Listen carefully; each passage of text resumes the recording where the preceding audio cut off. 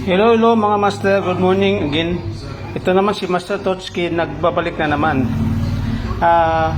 Ipapaliwanag ko sa inyo kung paano ang schematic diagram ng refrigeration cycle. Ito po yung refrigeration cycle niya. Yung gustong kumuha ng gustong matuto ng pag-repair ng mga aircon, kailangan alamin ninyo itong refrigeration cycle.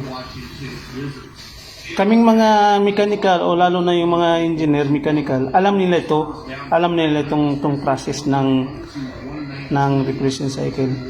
Yung mga hindi engineer na gustong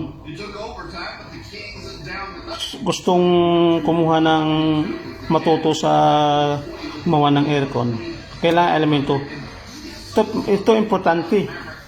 Basic lang to, pero pinaka-importante. Ngayon, ang refrigeration cycle ay may 4 na component. Mayroon siyang compressor, mayroon siyang condenser, mayroon siyang expansion valve, at mayroon siyang evaporator. Kaya sunod-sunod dyan. Ngayon, dito tayo magsimula sa evaporator inside. Sa evaporator inside, ito solid dito sa kalagitnaan. Tapos palabas siya sa suction line.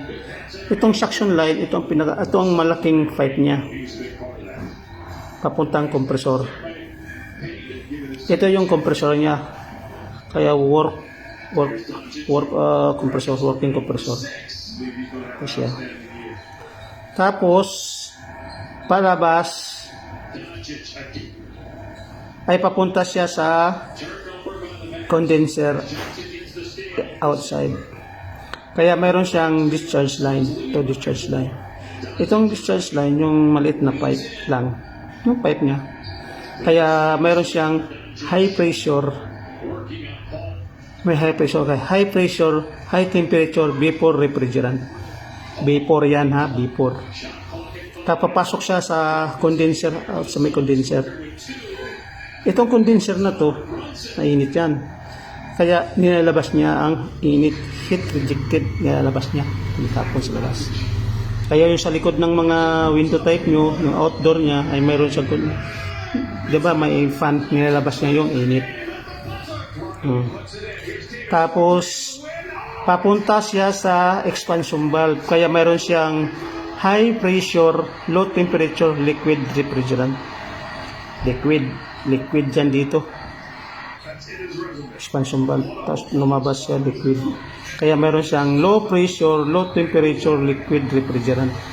Liquid to, itong side na to. Pag ganon, ito liquid, dito vapor. Pag ihati mo naman dyan, dito low pressure, dus mataas high pressure. Kaya papasok siya sa evaporator. Yung evaporator naman, meron yung QE. Q added. Heat added. Yan. Heat added. Tapos palabas siya sa suction. Pabalik na naman. Kaya ang refrigerant cycle ay one cycle lang siya. Ikot. Ganun lang ang schematic ng refrigeration cycle. One cycle na tawag. One cycle lang. Yun lang mga master. Pinaliwanag ko lang sa inyo yung refrigeration cycle ng aircon. Thank you.